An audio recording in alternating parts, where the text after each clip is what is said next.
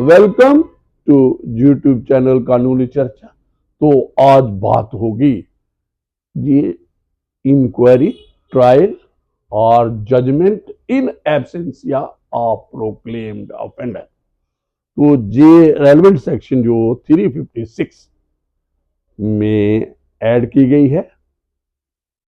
जो बड़ी इंपॉर्टेंट है भारतीय नागरिक सुरक्षा संहिता 2023 को। तो पहले भी एक प्रोविजन थे, कॉरस्पॉन्डिंग प्रोविजन अर्लियर एग्जिस्टिंग, जो इन आपके कोड ऑफ क्रिमिनल प्रोसीजर में थे। तो कोड ऑफ क्रिमिनल प्रोसीजर में कौन सा प्रोविजन था? वो था up to recording of evidence. जो प्रोक्लेम्ड होते थे, ऑफेंडर्स होते थे, उनके एब्सेंस में हम एविडेंस जजेस रिकॉर्ड करते थे और प्रिजर्व करते थे। और जब अक्यूज्ड आता था तो वो उसको राइट होता था, वो उस पर क्रॉस एग्जामिन कर सकता था, जो जिन विटनेस के स्टेटमेंट जो प्रिजर्व किए हैं, रिकॉर्ड किए हैं, उसकी एब्सेंस में। हाँ, उसमें एक और प्रोविजन था, अगर किसी कारण से वो अक्यूज्ड जो अक्यूज की एब्सेंस में स्टेटमेंट लिखी गई, अगर वो नहीं दोबारा मिल सके, आ सके, तो फिर वो एविडेंस उसके खिलाफ पढ़ी जाती थी। ये एक बात थी। लेकिन अब वो जो कोड ऑफ क्रिमिनल प्रोसीजर था वो रिपील हो चुका है, और आज सिर्फ रिकॉर्डिंग एविडेंस नहीं की बात नहीं की गई है, अभी एडिशन और हो चुका है कि जजमेंट भी प्रोनाउंस की जा सकती है इन एब्सेंस ऑफ द एक्यूज्ड। तो इसमें एक नई चीज आई है। लेकिन कौन से एक्यूज? जो प्रोक्लेम्ड ऑफेंडर डिक्लेयर हो चुके हैं। और प्रोक्लेम्ड ऑफेंडर डिक्लेयर करना की एक प्रक्रिया है, जो मैं बता देता हूं। 84 जो BNSS की भारतीय नागरिक सुरक्षा संहिता में आपको मिल जाएगी। तो उसमें क्या प्रक्रिया है, थोड़ा पहले हम प्रोक्लेम्ड ऑफेंडर कैसे डिक्लेयर किया जाता है। तो प्रोक्लेम्ड ऑफेंडर, तो नॉर्मल कोर्स में जब पुलिस इन्वेस्टिगेशन होती है तो उसमें एक्यूज की प्रेजेंस कई बार सिक्योर होती है, कई बार नहीं करते। लेकिन जब कोर्ट में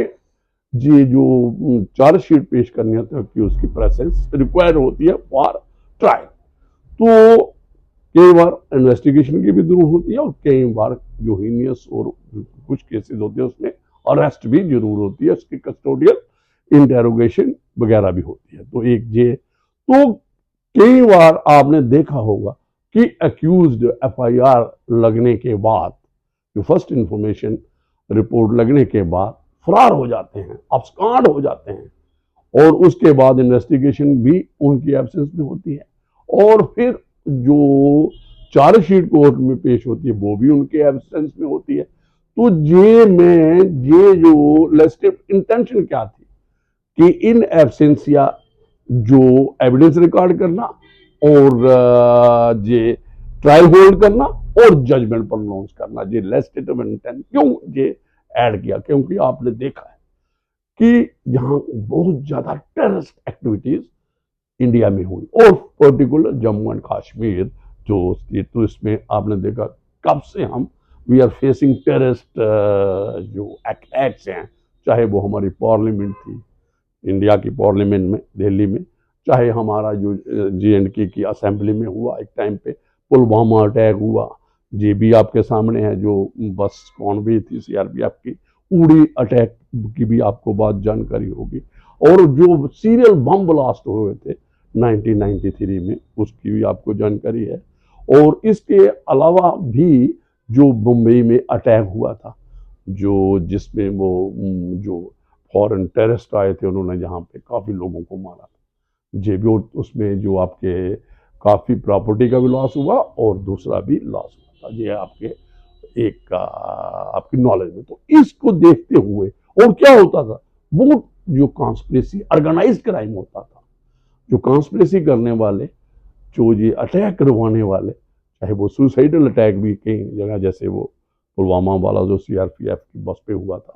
तो वो सुसाइडल होते हैं, उस पर कोई कॉन्स्पिरेसी होती है, ऑर्गेनाइज्ड क्राइम होते हैं, टेररिस्ट एक्ट। तो वो कुछ जो आका हैं, जो मैनेजर्स हैं इन टेररिस्ट एक्ट करने वाले, चाहे हमारे पास ये तो अभी नया एक हमने टेररिस्ट एक्ट भी इंक्लूड कर लिया, ऑर्गेनाइज क्राइम भी इंक्लूड कर लिया, जो भारतीय न्याय संहिता में ये नए चेन स्नैचिंग की बात होगी, काफी ऑफेंसेस किए हैं। तो उसमें क्या है कि जो लोग करते हैं, जो यहाँ पे उनके जो गुर्गे बैठे होते हैं, और जो वहां से विदेश से पाकिस्तान है, आपने देखा कई जो स्पॉन्सर्ड आईएसआई और दूसरी कंट्रीज में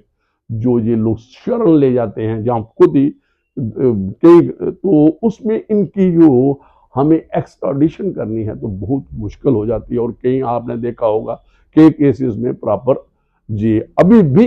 अब्सकॉन्डिंग है, ट्रायल की एब्सेंस में हुआ है। लेकिन हुआ कैसे, क्योंकि हमारे पास कोई प्रोविजन जो earlier code of criminal procedure में अवेलेबल नहीं था कि इन जो ये बात कहता होगा कि ट्रायल हम इन एब्सेंस ही कर सकते हैं और प्रोनाउंसमेंट ऑफ जजमेंट भी कर सकते हैं, जो जी नहीं हुआ। तो इसमें देखिए आपको मैं आपके टेररिस्ट आपके जो हम बार बार कहते हैं, और कुछ तो यूनाइटेड नेशन ने भी डिक्लेयर किए गए हैं, और जो इनकी एक्टिविटी मौलाना मसूद अजहर है, ये हफीज सैयद है, दाऊद इब्राहिम जो ब्लास्ट हुए थे, जो सीरियल ब्लास्ट हुए थे मुंबई में, और ये जाकिर रहमान लखवी, और भी बहुत से टेररिस्ट जो इन्वॉल्व हुए हैं टेररिस्ट एक्टिविटी में, इनको ना ट्रायल हो रहा है इनका प्रॉपर, और ना ही इनको कन्विक्शन या इनकी सेंटेंसिंग होती है, और ना ही, क्योंकि हमारा यहाँ पे जो पहले कोड ऑफ क्रिमिनल प्रोसीजर था वो सफिशिएंट नहीं था ये वाली बात करने के लिए। तो हाँ, एक है, अगर एक आपने देखा होगा हमारे जो होम मिनिस्टर थे, जब ये लॉ डिस्कस हो रहा था पार्लियामेंट, उन्होंने स्टेटमेंट दी थी कि जो ये हम चेंजेस करने जा रहे हैं इसका एक अच्छा इफेक्ट होगा, और ये अफेक्टिव इनकी जो इन्फोर्समेंट होगी, जो लोग बाहर बैठे हुए हैं जिन्होंने क्राइम किया हुआ है, और ये क्योंकि हमारे पास डिसीजन नहीं होता था, जजमेंट नहीं होती थी, कन्विक्शन नहीं होती थी, सेंटेंस नहीं करते थे इन जो इनकी एब्सेंस में ट्रायल जो, तो वो जब इनको इन एब्सेंसिया हो जाएगा और जब इनका सेंटेंस पार्ट भी हो जाएगा, तो फिर क्या हो जाएगा, तो फिर हमारा उनका स्टेटस जो इंटरनेशनल लेवल पे एक्स्ट्राडिशन करने के लिए, जहाँ इनको लाने के लिए सजा, तो वो एक कि जी हैव टू, और हमारी जो सजा इनको इम्पोज करने के लिए सेंटेंस, तो इनको जो इंटरनेशनल ट्रीटीज हैं उनके मुताबिक हम इनको इजिली इंडिया में ला सकते हैं, ताकि और in order to keep them, जो भी डेथ सेंटेंस है और जो जेल टर्म है उसके जो भी किसी कोर्ट ने दी है, जो अंडर जो नया प्रोविजन आया है जी, जो एब्सेंसिया ट्रायल जो है जी होल्ड करने की, तो ट्रायल एब्सेंसिया एक वर्ड है लेटिन का, इन absence of the proclaimed offender, तो हम आ जाते हैं अभी सही प्रोविजन में, प्रोक्लेम्ड ऑफेंडर कैसे डिक्लेयर करना है। तो ऑब्वियसली कोर्ट में केस आ गया, तो ये कोर्ट ने देखा, तो पुलिस रिक्वेस्ट करेगी, सर इज नॉट अवेलेबल, जी हमें मिलता नहीं है, चाहे वो अब्सकॉन्ड कर गया है जैसे मैंने पहले किया कुछ लोग, तो उनको लाने के लिए फिर क्या करेंगे हम, जहाँ ऑर्डिनरी क्रिमिनल्स हैं जो यहाँ पे भी काफी देर से, कभी इधर कभी देश के ही कई दूसरे इलाकों में वो छुप जाते हैं, अब्सकॉन्ड कर हो जाते हैं, और ट्रायल जॉइंट ट्रायल होता है, कई बार तो पेंडिंग सालों साल रहता है और आगे बढ़ता ही नहीं है। तो उसमें क्या हुआ, तो क्या हो कैसे करेंगे हम, जो सेक्शन 84 के तहत हम एक डिक्लेरेशन करेंगे, तो एक कि भाई आप एक नोटिफाई करेंगे डिक्लेरेशन को, और उसकी पब्लिकेशन करवाएंगे, और अक्यूज को टाइम देंगे कि भाई आप विद इन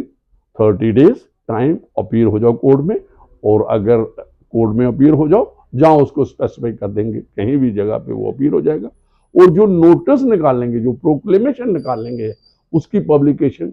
हम लोकल न्यूज़पेपर में भी करेंगे, जो उसके रेजिडेंशियल एड्रेस जहाँ पे लॉस्ट रिजाइडेड होगा उसके घर के बाहर भी लगा देंगे, फिक्सेशन करेंगे, और जो कोर्ट निकालेगा तो कोर्ट हाउस के बाहर भी है। तो एक वो भी प्रक्रिया है, अगर वो जो टाइम फ्रेम दिया गया है तो उसके अंदर वो नहीं आता, तो जो भी मैजिस्ट्रेट कोर्ट है, जो भी को जिसके पास जो चार्जशीट पुलिस ने पेश की है, वो कोर्ट जज है, कोई भी, जैसे आपके पास ब्रन ट्रायल है, समन ट्रायल है और सेशन ट्रायल है, समरी ट्रायल भी है। तो उसमें कोर्ट और जज उसको डिक्लेयर कर सकता है आफ्टर रिकॉर्डिंग सेटिस्फेक्शन कि भाई ये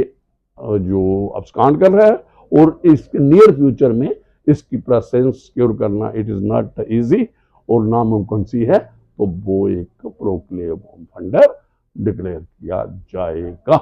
और फिर अभी हम जे प्रोक्लेम ऑफेंडर की बात होगी। तो जो आज मैं बात कर रहा हूं, जो नया कानून, ये वैसा कानून पहले भी था। तो 84 की जो सेक्शन BNSS की अभी है, प्रोक्लेमेशन करने के लिए, डिक्लेयर करने के लिए, proclamation you will find in earlier code of criminal. लेकिन जो आज नई बात जो हम आपको बताने जा रहे हैं दर्शकों, वो ये है कि absentia trial of proclaimed offender, ये section 356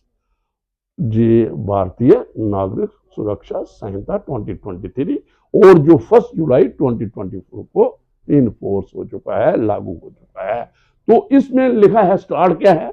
not withstanding anything contained in this Sanhita और any other law for the time being enforced, ये इसको ओवरराइडिंग अफेक्ट दे दिया इस प्रोविजन का। When a person declared as a proclaimed offender, वो मैंने बता दिया कि प्रोक्लेम्ड ऑफेंडर कैसे डिक्लेयर किया जाता है। तो उसकी, और वो जो फिर कोर्ट में आने से दोबारा वो अवेयर कर रहा है, अब्सकॉन्ड कर रहा है एक ट्रायल कोर्ट को, फिर दोबारा एक, चाहे वो डिक्लेयर हो चुका है, एक सेटिस्फेक्शन रिकॉर्ड करनी है और उसके इमीडिएट कोई चांसेस नहीं है कि वो ट्रायल उसके अरेस्ट होने के। ये जब ट्रायल कोर्ट को एब्सेंशिया जो प्रोक्लेम्ड ऑफेंडर का ट्रायल करना है, तो ये चीजें उसको नोट करनी है, ये रिकॉर्ड करनी है, रिकॉर्ड रीजन करने हैं, चाहे वो प्रोक्लेम्ड ऑफेंडर पहले ही डिक्लेयर किया गया हो। तो आगे क्या है, and court shall after recording reason in writing in the interest of justice proceed with the trial, क्योंकि ट्रायल के लिए ये जरूरी। तो in the like manner and with like effect as if he was present under this Sanhita. तो उसको एक किस्म का जो उसका राइट जो है पर्सनल अपीयरेंस का जो ट्रायल के दौरान, वो एक वेव हो जाएगा, क्योंकि उसने खुद ही वेव कर दिया। और प्रोसीजर क्या अडॉप्ट करेंगे, जो इसको ट्रायल बिगिनिंग से पहले जो आगे पैरा जो सबसेक्शन 2 है उसमें दिया गया है। तो एक जे भी आगे एक प्रोवाइजो भी मैं जो सबसेक्शन 1 का है 356 का, वो पहले पढ़ देता हूं, फिर मैं सबसेक्शन 2 पे आता हूं। Provided that court shall not commence the trial, trial word है, unless a period of 90 days has elapsed from the date of framing of charge, charge होने के बाद 90 डेज फ्रेम वेट करना है ट्रायल बिगन करने का। किन के केसेस में, जिनको कोर्ट सेटिस्फाइड हो गया कि भाई ये अब्सकॉन्ड कर गए हैं और ये प्रोक्लेम्ड ऑफेंडर इनको डिक्लेयर हो चुके हैं और इनका ट्रायल करने के 90 डेज वेट करना है आफ्टर फ्रेमिंग ऑफ चार्ज। तो उसके बाद क्या होगा, मैं आता हूं सबसेक्शन 2 पे। तो उसका प्रोसीजर क्या है कि जो कमेंस करने का, the court shall ensure that following procedure has been complied with before proceeding under subsection 1 namely. तो इसमें जो प्रोक्लेम्ड ऑफेंडर जो एसेंशियल ट्रायल चलाने के लिए जो बिगिनिंग करनी है, तो उससे पहले इन जो सबसेक्शन 2 में जो प्रोविजंस हैं इनकी कंप्लाइंस जरूरी है। जो भी ट्रायल कोर्ट होगा, ट्रायल जज होगा, मैजिस्ट्रेट कोर्ट होगी, कोई किस्म का भी ट्रायल होगा, जैसे मैंने कहा सेशन ट्रायल है, ब्रंट ट्रायल है, जहां दूसरा समरी है, जहां जो आपका समन ट्रायल है, तो किसी में भी। तो आगे हम आ जाते हैं, issuance of 2 consecutive warrants of arrest with in the interval at least 30 days. तो कोर्ट ने क्या करना है, 2 कंसेक्यूटिव वारंट्स करने हैं। किसका गैप कितना होना चाहिए, कंसेक्यूटिव, ये नहीं है एक आज निकाला एक 6 महीने के बाद निकाला, 1 महीना जब खत्म हुआ तो आफ्टर दैट ए न्यू एक और जो वारंट है अरेस्ट करना वो निकालना है, ये एक जरूरी है। और इंटरवल कितना देना है दोनों में, 30 डेज। तो फिर उसको पब्लिश करना है पैरा सबसेक्शन जो क्लास 2 की सबसेक्शन 2 की class 2, publish in a national और local daily newspaper circulating in place of his lost known address of the residence, जहां वो रहता है लॉस्ट नोन एड्रेस है, उस लोकेलिटी में जो सर्कुलेट होता है, अच्छी सर्कुलेशन जिसकी है, डेली न्यूज़पेपर, डेली, नॉट ये जो 5-15 दिन वाला है, जहाँ गुड नाइटली है, मैगजीन है, कोई ऐसी बात नहीं है। जहाँ वीकली है उसमें नहीं, daily newspaper requiring the proclaimed offender to appear before the court for trial and inform him that in case he fails to appear within 30 days from the date of such publication, the trial shall commence in his absence. तो फिर दोबारा 30 days का time देना है। जब उसका ये publication हो गई तो ये जो एक इंडिपेंडेंट प्रोसीजर है 356 में, तो ये आप देख लीजिए, एक प्रोसीजर जो 84 का वो भी कंप्लाई होगा, और उसके बाद ट्रायल करने से पहले ये वाला प्रोसीजर है जो सब सेक्शन 2 में जो 356 की है, इसको भी कंप्लाई करना है। तो इसमें तो एक आप जहाँ पे काफी क्रिटिसिज्म और डिस्कशन हो रही है कि प्रिंसिपल ऑफ नेचुरल जस्टिस इसमें वायलेट हो रहा है, इसमें फॉलो नहीं किया जा रहा है, और जो ट्रायल इन एब्सेंसी है तो ये इसको वायलेशन है, इन वायलेटिव ऑफ द जो कॉन्स्टिट्यूशनल प्रोविजन है, प्रिंसिपल नेचुरल जस्टिस है, आर्टिकल 21 की बात हुई, ये कर रहे हैं जो लोग इस पे, एक दूसरे लोग जो अकेडमिशियन साइड पे डिस्कशन हैं, जो हमारे लॉयर्स हैं, जो दूसरे डिफेंस लॉयर्स हैं, दूसरे करते रहते हैं चर्चा, तो इस पे ये भी एक बात आ रही है। लेकिन ये जो एक प्रक्रिया, एक जिसको balance is to be struck between victim, हम कितना फेस करें, जो विक्टिम अगर वो अब्सकॉन्ड कर रहा है, जो एब्सेंस है, तो उसका राइट क्यों ना वेव हो, क्यों उसकी एब्सेंस में ट्रायल ना हो। तो और भी लीगल इसमें डिस्कशन की बातें हैं, प्रोसीजर की बातें हैं, मैं आगे करूंगा बात। तो मैं ये प्रिंसिपल ऑफ नेचुरल जस्टिस की जो बात हो रही है, डिस्कशन में है, वो मैंने आपके सामने रख दी। तो आप भी, क्योंकि ये लॉ जो अवॉल्व होता है, ये एकेडमिशियन इस पर डिस्कशन करते हैं, लॉ कमीशन बैठते हैं, और सुप्रीम कोर्ट की, हाई कोर्ट की जजमेंट्स होती हैं, और ये जो एक बड़ी लंबी चौड़ी प्रक्रिया होती है, लॉ कमीशन में होता है, और पार्लियामेंट में डिस्कशन होती है, कई बार जॉइंट पार्लियामेंट्री कमेटी को रेफर किया जाता है, मैटर डिस्कशंस हैं, और फाइनल जब होता है तो काफ़ी एक्सरसाइज हुई होती है किसी भी जो लेजिस्लेशन के, जिसकी इन्फोर्सबिलिटी, जो एक्ट का बिल होता है, बिल जो एक्ट बनता है, कानून बनता है, स्टैट्यूटरी प्रोविजंस बनते हैं, तो उसमें काफ़ी देखिए अभी क्या है, पब्लिश हो गया, सब कुछ हो गया, तो और कितना ख्याल रखा गया है एक्यूज की कि एक्यूज की ये जो प्रिंसिपल और नेचुरल जस्टिस की वायलेशन ना हो, और उसको इन्फॉर्म करना है हर तरीके से, चाहे वो नोटिस दे के, पब्लिकेशन करके न्यूज़पेपर, जहाँ जो जैसे भी हो, ही शुड नो। अगर फिर भी उसके बावजूद नहीं आता, तो इसमें काफ़ी एक्सरसाइज है कि जो भी एक्यूज है, जो अब्सकॉन्ड कर रहा है, और डेलिबरेट और इंटेंशनल अगर हो जाता है, अगर सारी इंफॉर्मेशन हो, आगे क्या है, इन्फॉर्म हिज रिलेटिव्स और फ्रेंड, तो इन्होंने कहा कि उसके रिलेटिव फैमिली को बता दो, if any about the commencement trial, कि ट्रायल शुरू हो जाएगा। तो ये भी एक एक्सरसाइज पार्ट है। और आगे एक और आगे है, a fixed information about the commencement trial on some conspicuous part of the house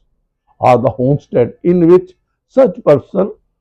ordinarily resides and display in the police station of the district of his lost known address of the resident। तो वो तो उसके घर पे भी लगा दो और पुलिस स्टेशन पे भी लगा दो, जहाँ और जब ट्रायल बिगिन होने से पहले। एक तो जो पब्लिकेशन ऑफ जो नोटिस है, ब्रंट अरेस्ट है, एक वो बात आ गई। जब ट्रायल शुरू हो जाता तो उसके बाद भी आपने एक एक्सरसाइज करनी है कि so that you must know through relatives, through his friends और अदरवाइज जो पब्लिक नोटिफिकेशन है कि ट्रायल बिगिन हो चुका है। आगे भी उसको मौका दिया गया है, आगे जो तो ये अफिक्सेशन हुआ पब्लिकेशन का एक जो भी है, where the proclaimed offender is not represented by, देखिए कैसा जो प्रिंसिपल ऑफ नेचुरल जस्टिस की बात हो रही है, उसको काउंटर करने के लिए ये प्रोविजन है। when the proclaimed offender is not represented by any advocate. Obviously जब ट्रायल हो रहा है, अगर वो बिगिनिंग से ही कोर्ट में नहीं आया तो उसके पे भी एक बात होगी। बिगिनिंग से नहीं आया है तो फिर जहाँ बीच में अब्सकॉन्ड कर गया है तो ऑब्वियसली उसकी एब्सेंस में तो एविडेंस रिकॉर्ड नहीं कर सकते, क्योंकि उसका राइट है क्रॉस एग्जामिनेशन का, जो प्रिंसिपल ऑफ नेचुरल जस्टिस पे बेस्ड है। तो और जनरली क्या है कि ट्रायल भी उसके सामने होना है। चलिए वो खुद ही वेव कर रहा है, अपना डेलिबरेट एब्सेंस है उसकी, लेकिन स्टेट के इस चक्कर पे उसको एक डिफेंस काउंसिल देना है। देखिए क्या है, जहां पे डिफेंस और ये प्रोसिक्यूशन कौन करेगा, स्टेट करेगा। जैसे और भी केसेस में जो हम लीगल सर्विस वाली जो डिफेंस काउंसिल अपॉइंट करते हैं और अक्यूज को देते हैं, जहां पे उसके पास पैसा ना हो अपने तौर पे इंगेज करने का, ताकि कोई भी बंदा जो विदाउट जो कानूनी मशवरा है, जो उसको लीगल असिस्टेंस की चाहिए है ट्रायल के दौरान, वो पूरा है। तो डिफेंस लायर एडवोकेट प्रोवाइड करेगा, कौन, स्टेट करेगी। प्रोसिक्यूशन तो आगे ही जो प्रोसिक्यूशन ये सेम आदमी नहीं करेगा, डिफरेंट होगा। जो डिफेंस काउंसिल है लीगल सर्विस अथॉरिटी के, काफी डिफेंस लायर्स हैं जो एडवोकेट है पैनल में है, वो अपीयर हो सकते हैं कि उसकी अक्यूज जो प्रोक्लेम्ड ऑफेंडर की ट्रायल को डिफेंड करने के लिए। तो expenses he shall be provided with an advocate for his of defence at the expense of state. अभी जो मैंने कहा पैनल लायर अभी लीगल सर्विस अथॉरिटी के, और वो दिए जा सकते हैं। वो नहीं है कि प्रोसिक्यूशन वाला अलग होगा, डिफेंस वाला, चाहे ये दोनों काम स्टेट सेक्टर पे ही हो रहे हैं। ये आपको मैं क्लियर कर रहा हूं। फिर क्या है आगे एक इस पे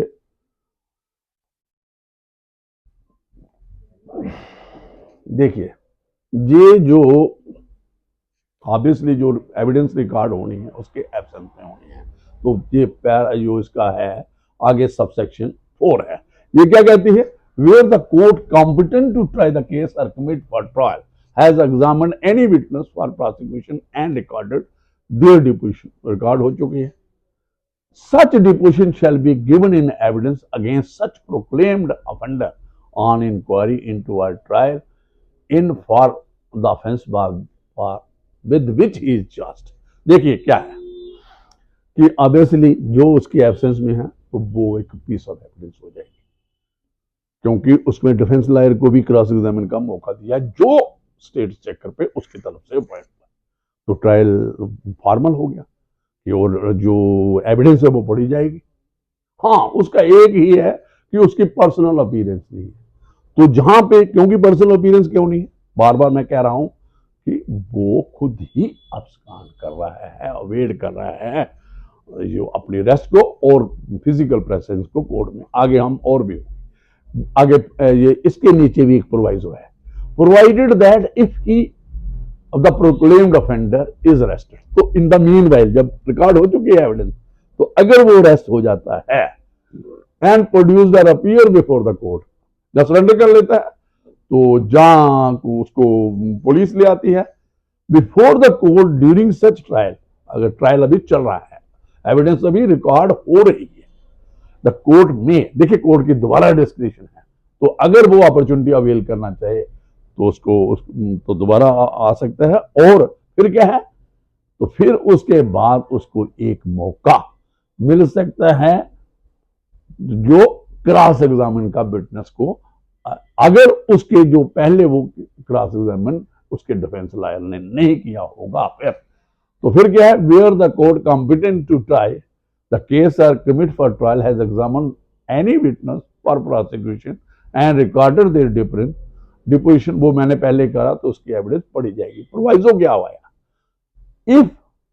the proclaimed offender is arrested और एंड प्रोड्यूस्ड और appear before the court during such trial, जब तक ट्रायल चल रहा है, डिपोजिशन रिकॉर्ड हो रही है, तो कोर्ट में in the interest of justice allow him to examine any evidence which may have been taken in his absence. चलिए ये भी है एक और, इसमें देखिए इसको मौका 2 बार मिला है क्रॉस एग्जामिन, अगर इसके डिफेंस लॉयर ने पहले भी किया हो, जो क्रॉस एग्जामिन किया हो, जो इसकी तरफ से इंगेज किया गया है, तो जब ये हाजिर आता है और कहता है कि I am not satisfied with the early cross examination made by the defence lawyer, तो उसको जो स्टेट की तरफ से पॉइंट हुआ तो अपना वो करता है। जहाँ अदरवाइज चाहता है कि मैं उस गवाह को, उस विटनेस को दोबारा क्रॉस एग्जामिन करना, तो उसको मुझे लगता है एग्जाम उसको मौका दिया जाएगा। हाँ, अगर नहीं हुआ है फिर तो उसको मौका देना ही देना है क्रॉस एग्जामिनेशन समहाउ, कि एनी हाउ नहीं हुआ फिर तो उसको क्रॉस एग्जामिन का मौका देना है जब वो सरेंडर करता है खुद, जहां प्रोड्यूस होता है, और अगर कोई जो विटनेस है उसकी डिपोजिशन शहादत पहले उसकी एब्सेंस में लगाई जाए। ये प्रोवाइजो इसके नीचे है। अदरवाइज ये नहीं होगा तो वो एविडेंस पढ़ी जाएगी। अगर वो इन ड्यूरिंग ट्रायल वो फिर नहीं होगा तो पढ़ी जाएगी। ये पहले ही क्लियर है, ये प्रोवाइजो था, मैंने पढ़ दिया। फिर सबसेक्शन 5 है, where a trial is related to a person under this section, the deposition and examination of the witness may, as far as practical, be recorded by video, audio, electronic means, preferably mobile phone, and such recording shall be kept in such manner as the court may direct. तो इसमें ये भी है कि अगर कोई ये एक और उन्होंने कहा है कि ये जो विटनेस की एग्जामिनेशन है, विटनेस अगर अवेलेबल नहीं है फिजिकल, तो ऑडियो वीडियो से भी उसकी एग्जामिनेशन की जा सकती है, जो ये वाला ट्रायल होगा। तो जो इस सेक्शन 356 के बारे में उन्होंने कहा कि अगर तो जो डिपोजिशन एंड एग्जामिनेशन में एज पर द प्रैक्टिकल, लेकिन उसमें बिल्कुल क्लियर होना चाहिए जो ऑडियो वीडियोग्राफी होगी, be recorded by audio video और electronic mean, preferably mobile phone, and such recording shall be kept in such manner. जैसे अभी अलो हो चुका है कि एविडेंस जो अक्यूज्ड की एब्सेंस में भी जो ऑडियो वीडियो किस विटनेस की आप रिकॉर्ड कर सकते हो, जो अक्यूज्ड जो वीडियो जो मोड है ऑडियो वीडियो रिकॉर्डिंग का, तो मोबाइल फोन का भी बात की है और जो भी हमारा अपना, लेकिन इसको भी आपने क्या करना है, इसको प्रिजर्व रखना है एज ए रिकॉर्ड। तो ऑब्वियसली रिकॉर्ड रहेगा तभी तो अप्रिशिएट होगा। तो आगे हमने अभी मैं आ जाता हूं सबसेक्शन 6 पे। In prosecution for offences under this Sanhita, voluntarily absence of accused after the trial has commenced under subsection 1, जो मैंने पहले किया, अगर वॉलंटरली एब्सेंस है, उसने अपना राइट वेव किया है, जानबूझ के वो अब्सकॉन्ड कर रहा है और अवेड कर रहा है अपनी रेस्ट को और जो ट्रायल को, shall not prevent continuing the trial including pronouncement of judgment. ये सबसेक्शन 6 ये है, ये नई चीज पैदा करती है। तो कोर्ट को तो एविडेंस तो रिकॉर्ड हुई उसकी एब्सेंस में, तो यहां तक है कि वो जजमेंट भी प्रोनाउंस होगी उसकी एब्सेंस में। तो ये एक shall not prevent the trial को including the pronouncement of judgment even if he is arrested. देखिए फिर क्या है, एक और एक सिचुएशन पैदा करती है, if he is arrested and produced और appears at the conclusion of such trial, for example evidence close हो जाती है, एक तो आ गया एविडेंस के टाइम पे आ गया, तो he may get an opportunity to cross examine the witness again, जो पहले एग्जामिन हुआ उनको रिकॉल करके करवा सकता है। लेकिन जहां पे एविडेंस क्लोज हुआ है और कोर्ट चाहता है, कोर्ट उसको दोबारा ओपन नहीं करना चाहता एविडेंस को जो उसके एब्सेंस में रिकॉर्ड, तो उसमें कोई रिकॉर्ड नहीं है, कोई कोर्ट की डिस्क्रिप्शन है, तो चाहे वो अपील हो जाए, अरेस्ट होके, सरेंडर होके, तो जो जजमेंट है उसके सामने जो प्रोनाउंस होगी, जो on the basis of early recorded evidence पे हो सकती है, जहां तक उन्होंने दे दिया। लेकिन इट डिपेंड्स अपॉन ये डिस्क्रिप्शन जो एक्सरसाइज करनी है। देखिए आगे एक और इंटरेस्टिंग है, इसमें कन्विक्शन होगी, सेंटेंस होगी, ये उस केस में मैं बात कर रहा हूं, तो ऑब्वियसली अपील होगी, अपील के जरिए जाएगा अक्यूज्ड जो अब्सकॉन्डर है, जो प्रोक्लेम्ड ऑफेंडर डिक्लेयर हुआ है, जिसने फेस ट्रायल नहीं किया पर्सनली और जानबूझ के उसने अपना राइट वेव किया है, तो अगर वो अपील फाइल करना चाहता है तो अपील तो ऑब्वियसली तभी करेगा जब उसकी कन्विक्शन हुई होगी और सेंटेंस हुई होगी इन एब्सेंशिया ट्रायल में। तो फिर उसको अपील करने के टाइम पे एपलेट कोर्ट में पर्सनल अपीयरेंस देनी होगी। ये नहीं है कि वो ट्रायल में भी एब्सेंस रहा और अपील भी उसके एब्सेंस में वैसा नहीं होगा। और अपील जे एक प्री रिक्विजिट है, अपील अदरवाइज ये मतलब वो की ही नहीं जा सकती, अलो ही नहीं की सकती, हो जाएगी without his personal appearance. No appeal, मैं दोबारा पढ़ देता हूं, ये सब सेक्शन दे रही है। No appeal shall lie against the judgment under this section unless the proclaimed offender presents himself before the court of appeal. Present means personal appearance, ये हमने क्लियर हो चुका है। आगे ये एक प्रोवाइजो इसके साथ ही जोड़ा, provided that no appeal against conviction shall be lie after the expiry of 3 years from the date of judgment. तो वो फाइनलिटी अटेन कर लेगी जजमेंट जो 3 साल अगर trial conviction sentence judgment announce होने के बाद अगर 3 years लैप्स हो जाएंगे, हो गए हैं, तो 3 साल का जो अपील पीरियड है, ड्यूरेशन है, पीरियड ऑफ लिमिटेशन आप कह सकते हो, वो अवेलेबल है जो एब्सेंस या ट्रायल में एक्यूज था, स्कांड किया है, वो अपील फाइल करने का। After 3 years of pronouncement of judgment, तो उसका स्टैट्यूटरी राइट जो रेमेडी का है, अपील का है, वो खत्म हो जाता है। इस तो स्टेट में by notification extend the provision of this section to any absconder mention in sub section 1 of section 84। तो ये एक इस प्रोविजन के और भी किसी दूसरे केस में भी जो आपने प्रोक्लेम्ड ऑफेंडर जो और दूसरे जो प्रोक्लेम ऑफेंडर है, जहाँ किसी और किस्म की जो अवॉइडेंस है, जो नहीं आ रहा है, जिस पे सेक्शन 84 की प्रोक्लेमेशन होती है, उनको भी ये प्रोविजन लगा सकती है अगर स्टेट चाहे तो। जो भी एक ये बात हुई, तो ये बात आ गई एब्सेंस या ट्रायल की। तो मैं एक अपने दर्शकों के लिए एक कॉमन डिस्कशन के लिए,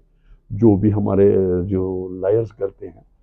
जो हमारे जो जजेस करते हैं, तो इसमें भी होती है, और यूनिवर्सिटी के जो जो जो लोग रिसर्च वर्क करते हैं, और जो तो बातें होती रहती हैं, और सुप्रीम कोर्ट की जजमेंट्स आती हैं, तो लॉ अवॉल्व होता है। और जो मैं ये बात कहूँगा इसमें, इस प्रोविजन में, ठीक है, प्रिंसिपल ऑफ नेचुरल जस्टिस काफ़ी इसमें बात है, तो इसकी कोई बात नहीं है। मैं ये बात कहूँगा कि उसको प्रोक्लेम्ड ऑफेंडर डिक्लेयर किया गया, क्योंकि उसको एक प्रक्रिया है 84 में अडॉप्ट की, और उसके बाद ट्रायल जो उसका बिगिन किया, कमेंस किया,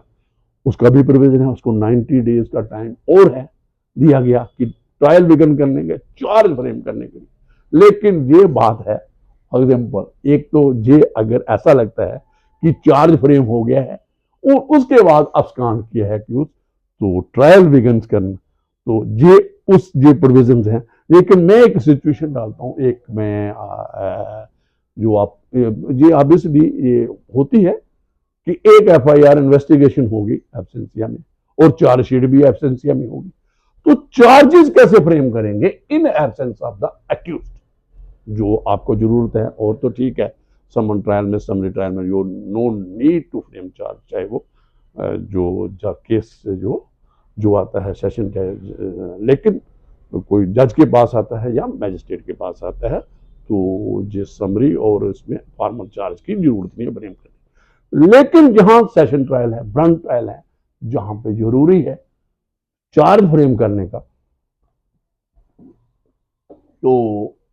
चार्ज को कैसे फ्रेम होगा in absence of the accused. कोई प्रोविजन नहीं कि ट्रायल का प्रोविजन है, लेकिन चार्जशीट प्रेज हो गई, तो आपने जो भी कार्रवाई कर ली, उसको प्रोक्लेम्ड ऑफेंडर डिक्लेयर कर दिया, अरेस्ट नहीं हुई, तो ट्रायल करने से पहले charge is a prerequisite. और इसमें भी लिखा है, तो क्या है, provided that court shall not commence the trial unless period of 90 days has left from the date of framing of charge. तो जो हमने चार्ज जो हमारे पास बीएनएसएस की जो 2 चैप्टर हैं, 10 और 11, सेशन ट्रायल में एक प्रक्रिया है कि चार्ज कैसे फ्रेम होगा, और उसके बाद जो है उसमें चार्ज है, डिस्चार्ज है, ओपन कैसे केस होता है सेशन ट्रायल का, और जो पब्लिक प्रोसिक्यूटर करता है उसके बाद चार्ज होता है, डिस्चार्ज के लिए एप्लीकेशन करते हैं ब्रंट ट्रायल में, और भी एक डिस्चार्ज। और उसके बाद ट्रायल बिगिन। लेकिन अगर अक्यूज्ड चार्ज के टाइम पे नहीं है, जब चार्जशीट पेश हुआ तो चार्ज एब्सेंस किसके, और जो राइट दिया गया है इस 356 में जो डिफेंस लॉयर का है,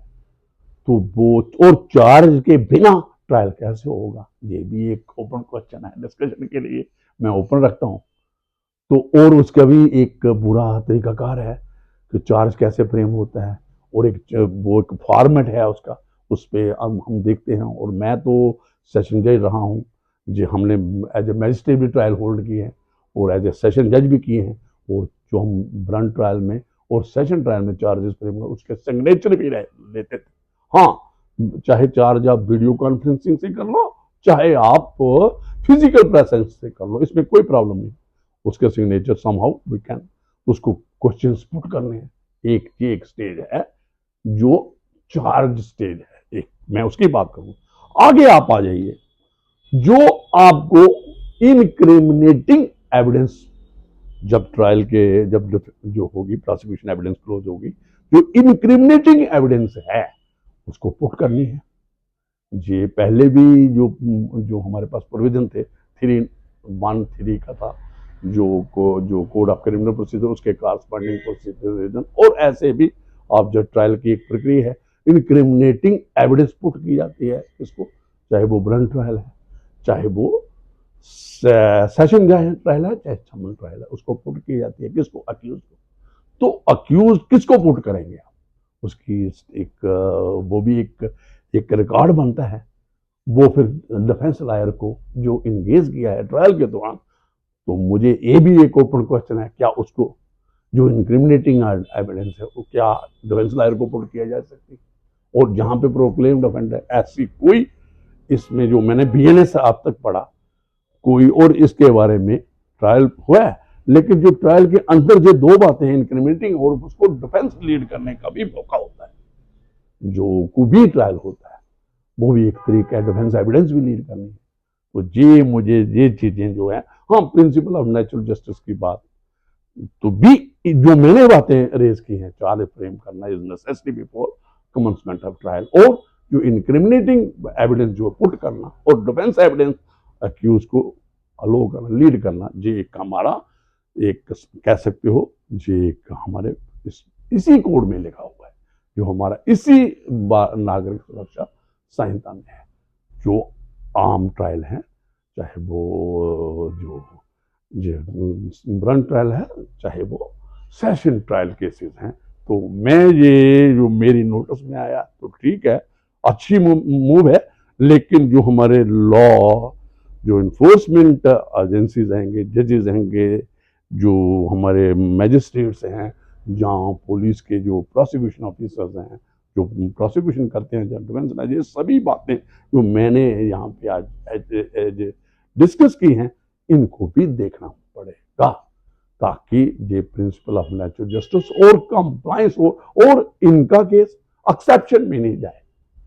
कि जो प्रोक्लेम्ड ऑफेंडर, क्योंकि प्रोसीजर तो सेम है। हाँ, हम उसको बिहेव कर सकते हैं, क्योंकि हमें स्टक करना है balance between the rights, no doubt rights of victim और एक्यूज को स्टक करना चाहिए, और उसके एब्सेंस में ट्रायल हो सकता है। लेकिन ये वाली जो हमारे जो अवेलेबल हैं, जो प्रोसीजर है, और जिसमें प्रिंसिपल ऑफ नेचुरल जस्टिस और उसको डिफेंस का मौका, और जो इनक्रिमिनेटिंग एविडेंस है, और चार्ज फ्रेम करना, जो एक जरूरी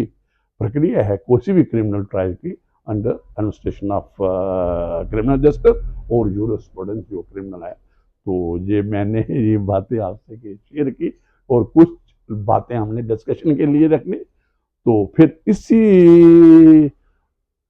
चैप्टर पे या किसी और मुद्दे पे हम दोबारा आपके सामने हाजिर हो जाएंगे। तो मुझे लगता है ये आज के लिए काफ़ी है। Thank you very much.